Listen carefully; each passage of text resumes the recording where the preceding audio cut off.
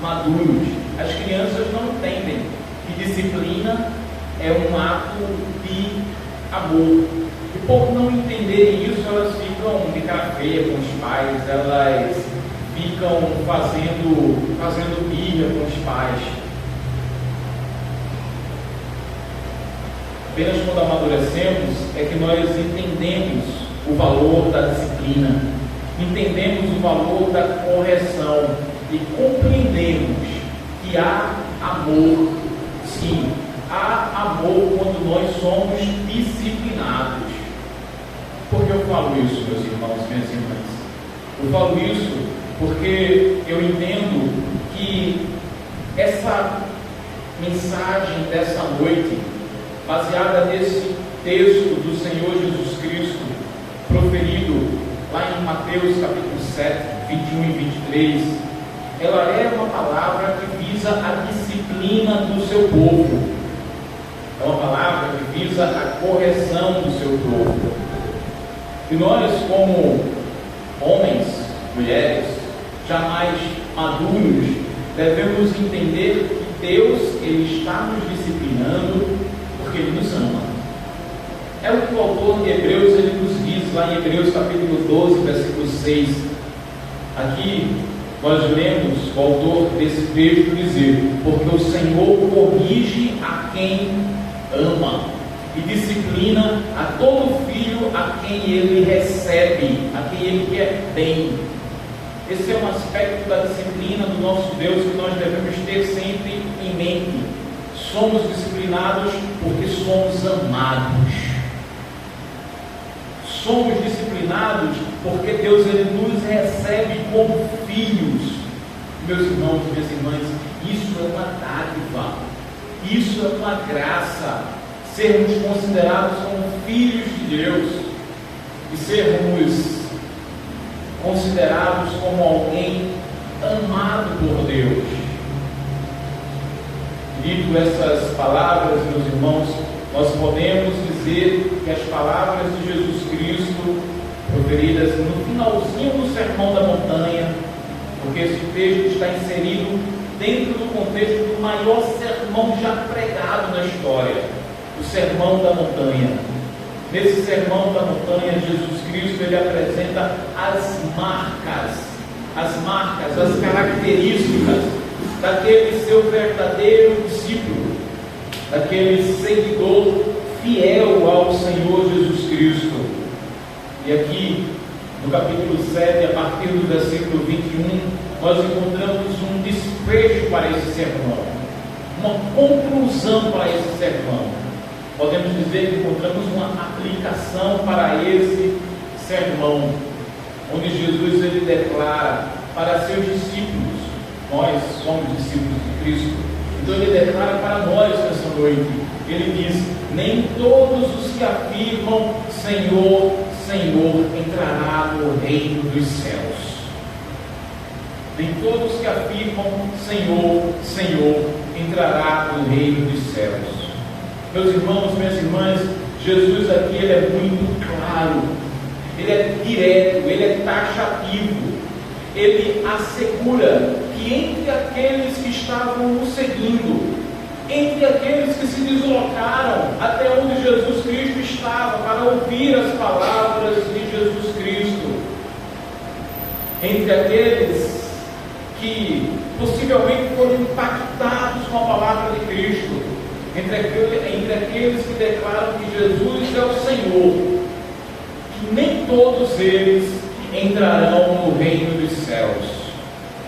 Meus irmãos, essa mensagem ela deve fazer com que façamos profundas reflexões a respeito da nossa vida espiritual. Jesus, ao falar essas palavras, estava falando diretamente para seus seguidores, falando para pessoas que professavam o nome de Jesus Cristo. E essa mensagem, meu irmão, minha irmã, ela se aplica a mim, ela se aplica a vocês, ela se aplica a nós hoje. Na verdade, meus irmãos, parece que essa mensagem foi dada por Jesus pensando muito na nossa geração, pensando muito em cada um de nós que aqui estamos. na nossa geração de cristãos, de maneira muito direta e com pesar no coração. O que essa mensagem quer dizer é que pode haver entre nós pessoas que professam com os seus lábios que Jesus Cristo é o Senhor, mas que não entrarão no reino dos céus. O que Jesus deixa claro aqui, meus irmãos e minhas irmãs, o que Jesus deixa claro aqui é que confessar o seu nome não torna ninguém apto para entrar no reino dos céus. Jesus ele deixa claro aqui que segui-lo não torna ninguém apto para entrar no reino dos céus. É claro que esses atos são importantes. É importantíssimo seguir a Jesus. É importante confessar o seu nome. E de certa forma, meus irmãos, estão mais perto de entrar no reino dos céus, estão mais perto da salvação aqueles que fazem isso, que confessam a Jesus Cristo. Aqueles que seguem estão mais perto da salvação, mas isso apenas não basta. E o que Jesus diz, e que é a chave para nós podermos compreender esse texto, entender o que Jesus diz nesse texto, é quando ele declara que seus verdadeiros seguidores, aqueles que entrarão no reino dos céus, são aqueles que fazem a sua vontade. Nem todo que me diz Senhor, Senhor entrará no reino dos céus. Foram as palavras de Jesus, mas ele complementa: mas aquele que faz a minha vontade, esse entrará no reino dos céus. Esse é digno do reino dos céus. Paulo também ressalta a importância da obediência aos mandamentos de Jesus, quando lá em Romanos, capítulo 2, versículo 13, ele diz: porque os simples ouvidores da lei, eles não são justos diante de Deus, mas aqueles que praticam a lei, estes hão de ser justificados. Meu irmão, minha irmã, a questão aqui, o que Jesus pretendia ensinar aos seus seguidores há mais de 2000 anos atrás, e o que ele pretende ensinar para nós nessa noite, meus irmãos, minhas irmãs, a chave aqui para a vida de um verdadeiro seguidor de Jesus é a obediência. Lá em Lucas capítulo 6, versículo 46, mais uma vez o Senhor Jesus adverte seus discípulos a respeito da obediência. Ele diz, Jesus falando para os seus discípulos: por que vocês me chamam de Senhor? Por que vocês me chamam de Senhor e Senhor, mas vocês não fazem o que eu vos mando? Meus irmãos, minhas irmãs, essa palavra é para a nossa geração, porque esse é um grande problema da nossa geração. E eu creio que esse é um grande problema nosso, porque de uma certa forma nós desconhecemos o peso da palavra Senhor para os judeus. Essa palavra Senhor no grego significa Kyrios, e ela era utilizada para designar uma pessoa que possuía a autoridade máxima, a autoridade suprema sobre todas as outras pessoas. E o que o Kyrios, o Senhor, ordenasse, tinha que ser cumprido integralmente. É por isso que Jesus questiona os seus seguidores quando ele diz: por que vocês me chamam Senhor, Senhor, mas vocês não fazem o que eu vos mando? Era uma falsidade naquela época chamar Jesus Cristo de Senhor. Era uma falsidade pronunciar o nome de Cristo como Senhor e não agir em conformidade com isso, não obedecer naquilo que Jesus Cristo determinava.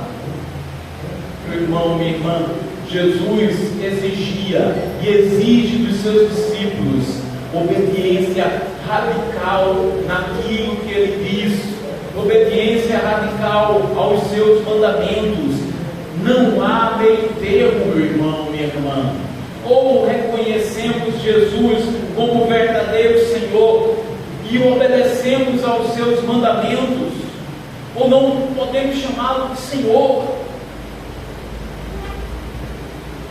Se você, meu irmão, minha irmã, olhar cuidadosamente nos evangelhos, você perceberá que a obediência é a chave para um relacionamento sincero com Jesus Cristo.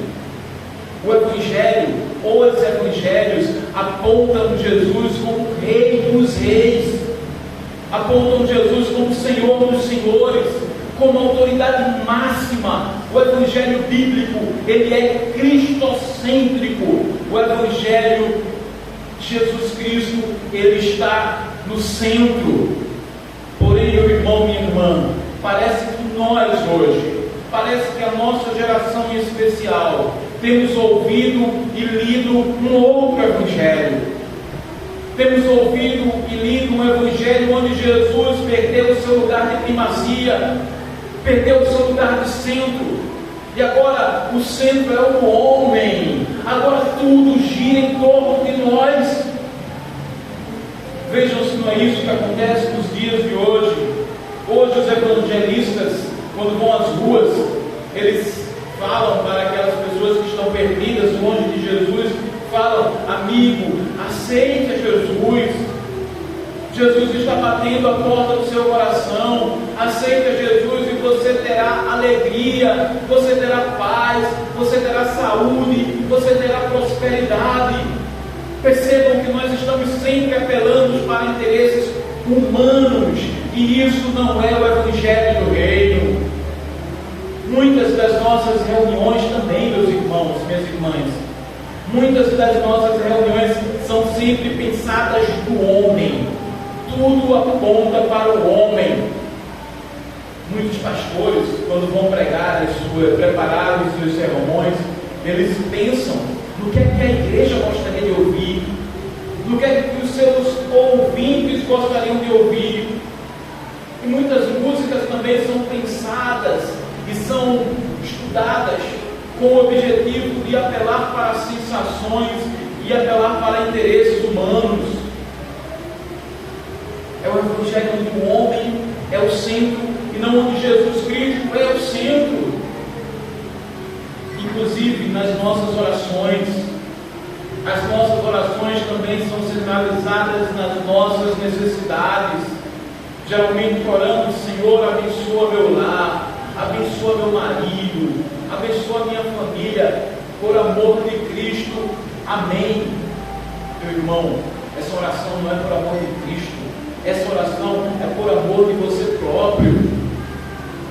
Não é que seja errado orar pelo bem da nossa família, não é que seja errado orar pelos nossos cônjuges, pelos nossos filhos, isso não é errado.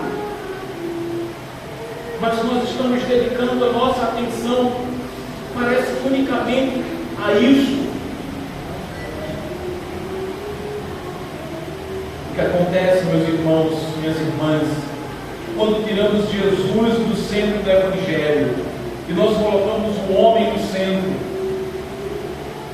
o que acontece é que nós estamos pregando um outro Evangelho, e esse Evangelho não salva vidas. Nesse Evangelho centrado no homem, Jesus não é mais Senhor, e por não ser Senhor, tanto faz obedeceu ou não. Hoje, meu irmão, minha irmã, parece que obedecer a Jesus é uma questão de escolha. É algo que eu posso escolher ou não escolher. Eu posso vir ou não para a igreja. Eu posso vir ou não para os cultos de oração. O Evangelho onde Jesus Cristo não é o centro, não é o Evangelho que salva. Nós precisamos resgatar um evangelho cristocêntrico, um evangelho onde Jesus Cristo é o centro. Precisamos resgatar o evangelho onde Jesus Cristo é o Rei dos Reis, é o Senhor dos Senhores. Resgatar o evangelho que proclama que Jesus Cristo é o Alfa e o Ômega, o Verbo de Deus, aquele que sustenta o cosmos pelo poder da sua palavra, aquele que sustenta a minha vida e a tua vida pelo poder da sua palavra. Resgatar o evangelho que proclama que Jesus Cristo é aquele que mandava o mar se acalmar e o mar se acalmava. Resgatar o evangelho que proclamava o poder de Jesus Cristo em expulsar demônios pelo poder da sua palavra, e nenhum demônio poderia lhe resistir. Resgatar aquele evangelho que anuncia que Jesus Cristo possui a autoridade máxima, a autoridade suprema, e nós somos seus servos, e nós devemos obedecer aos seus mandamentos, porque Ele é o Senhor, porque Ele é o centro de tudo, e não eu. Eu sou apenas um homem, coitado, eu sou apenas alguém miserável que merece, carece do amor de Deus. Jesus Cristo é o Senhor, Jesus Cristo é o centro do Evangelho, Ele deve ser o centro da nossa vida, e todo aquele que não faz a sua vontade não estará apto para o reino dos céus. O verdadeiro discípulo, ele esforça-se para obedecer aos mandamentos do seu mestre. É claro que o verdadeiro discípulo às vezes erra assim, às vezes deixa de obedecer aos mandamentos de Jesus, mas isso não é uma prática constante, é algo que acontece. Falhamos, erramos, pecamos, mas o discípulo tão logo percebe o seu erro, ele se arrepende, ele pede perdão e ele é perdoado. Ele segue caminhando ao lado de Cristo, vivendo uma vida centrada na vontade do Pai. É assim que segue, é assim que anda, é assim que caminha o verdadeiro discípulo. Mas nem todos agem assim. Muitos continuam a caminhada cristã. Muitos, inclusive, podem ser até bastante operantes na igreja. Gente que trabalha nas coisas da igreja. Gente que se dedica com esmero, mas mesmo assim podem fazer parte do grupo de pessoas que não entrarão no reino dos céus. Veja o que diz o versículo 22 de Mateus capítulo 7. Muitos naquele dia hão de dizer-me: Senhor, Senhor, porventura não temos nós profetizado em Teu nome, e em Teu nome não temos expelido demônios, e em Teu nome não fizemos muitos milagres? Nesses versículos nós encontramos uma descrição das pessoas que não são verdadeiras seguidoras de Jesus, que de uma certa forma nos deixa boquiabertos, nos deixa espantados. Meu irmão, minha irmã, presta bem atenção aqui. Jesus está falando de pessoas que são operantes na igreja, pessoas que possuíam evidências de dons e talentos. Temos aqui descrição de pessoas que possuem dons de profetizar, autoridade para expulsar demônios e inclusive operar sinais e maravilhas. E aqui nós entendemos sinais e maravilhas como manifestações impressionantes de cura, de cegos que passaram a enxergar, de surdos que passaram a ouvir, pessoas que entre nós certamente rotularíamos como grandes pregadores, como grandes ministros de louvores, como grandes homens e mulheres de Deus, pessoas com evidências de dons e de talentos. Mas sabe o que é que isso quer dizer, meu irmão, minha irmã? Isso quer dizer, presta bem atenção nisso, isso quer dizer que nem todos que apresentam dons e talentos são verdadeiros discípulos de Cristo.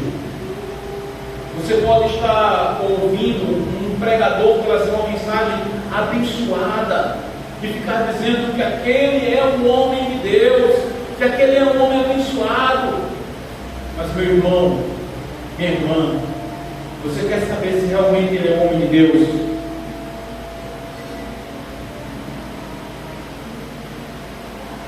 Quer saber mesmo se ele é um homem de Deus? Então você tem que perguntar para a esposa dele como ele é na sua casa. Tem que perguntar para os filhos dele como ele é na casa dele. Como é que esse homem trata a sua esposa? Como é que ele trata os seus filhos? Como é que ele se relaciona com os seus vizinhos? Há uma história bem antiga, que talvez vocês já devem ter ouvido, de um menino que falava que queria se mudar para a igreja.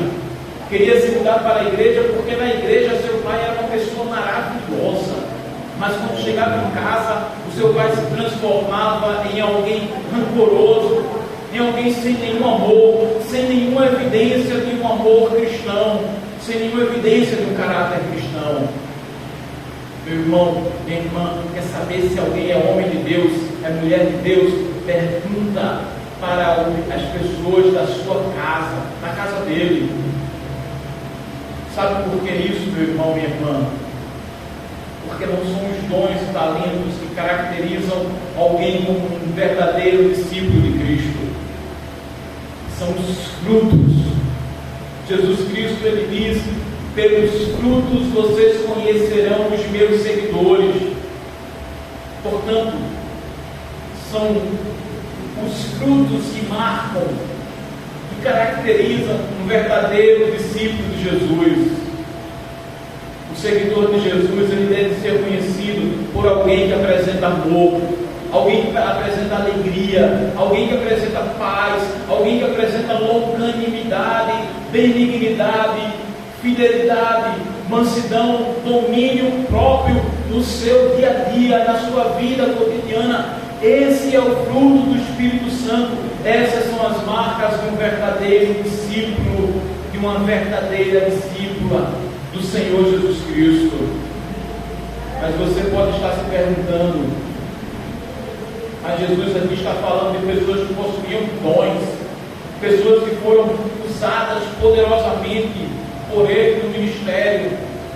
Como é que pode essas pessoas não serem salvas? Como pode isso? Quando eu li essa passagem, eu fiquei me questionando a respeito. E a resposta que eu tenho, meus irmãos, minhas irmãs, a resposta que Deus me deu através da Bíblia é que Ele usa quem Ele quer. Ele usa inclusive ímpios. Há uma passagem lá em 1 Samuel, capítulo 19, versículo 20 até o versículo 24. Essa passagem, ela narra o rei Saul perseguindo Davi. Davi aqui já tinha sido ungido pelo Senhor como rei sobre Israel. E Saul perseguiu Davi com o intento de matar Davi. Ele queria acabar com a vida de Davi. E Davi estava num lugar chamado Naiote. E quando Saul soube que Davi estava lá, Saul mandou alguns homens para prenderem Davi, para trazerem Davi até a presença de Saul, para Davi ser executado. E esses homens que foram com o intuito de fazer o mal, quando eles chegaram em Naiote, alguns homens lá estavam profetizando. E quando esses homens enviados por Saul chegaram, esses homens também começaram a profetizar. E Saul mandou outro grupo de homens para Naiote com o fim de prenderem Davi. E ao chegarem lá, esses outros homens também começaram a profetizar.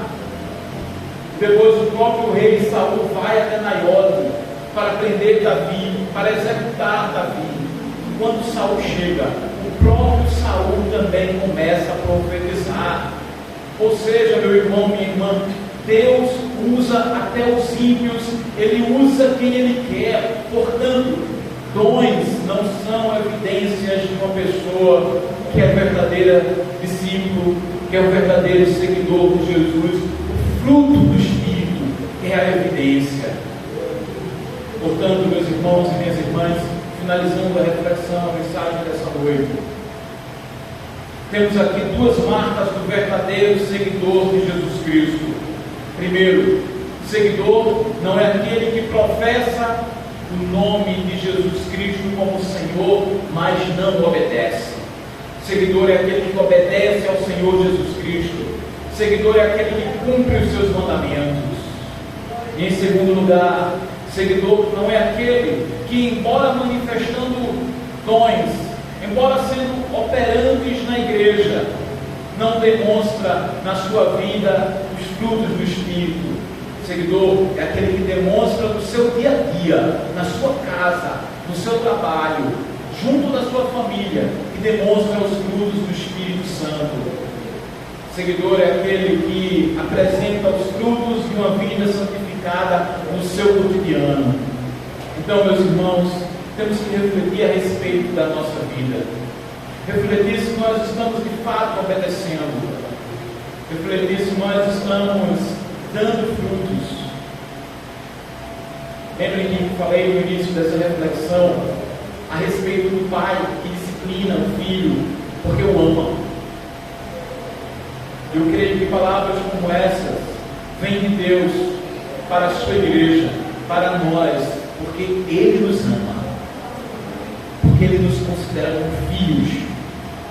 Por isso, às vezes, Ele nos manda palavras como essa, mas nós somos maduros o suficiente para entendermos o valor da disciplina.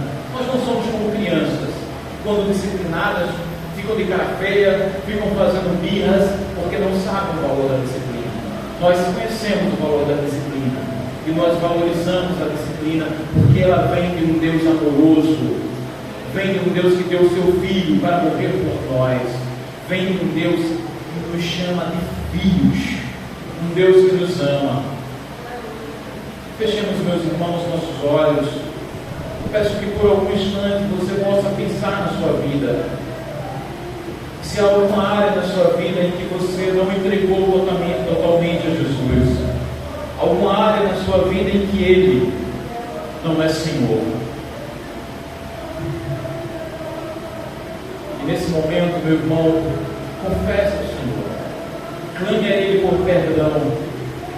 Clame a Ele por ajuda. Pense também, meu irmão, minha irmã, no seu caráter. Como você é na sua casa, como você é no seu trabalho, como está sendo a sua vida.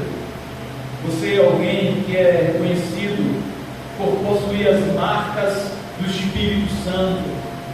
É alguém que demonstra no seu dia a dia o amor, a alegria, a paz, a mansidão, a temperança. Pense nisso, meu irmão, minha irmã. Peça a Deus ajuda para que Ele transforme o seu caráter, para que Ele transforme a sua vida.